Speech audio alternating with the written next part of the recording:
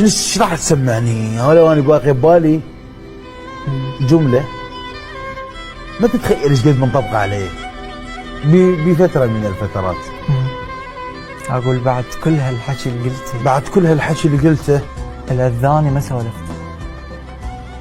القصيده اللي بيها قصتنا صح بيها حكي هواي، بس انكتبت بسكت. القصيده اللي إلك وصلت لكل الناس الا انت. الا انت. انا اتذكر ايامك، اي ترى النسيان مو ثوبي. قلت لك من تريد تروح خاطر بقى اسلوبك.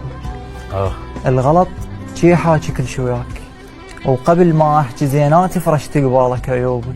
قبل ما احكي زيناتي فرشت قبالك عيوبي. تسميني الغريب قبال هاي الناس، وانا قدام حب الاول مسميك محبوب. الله سلامتك. الله.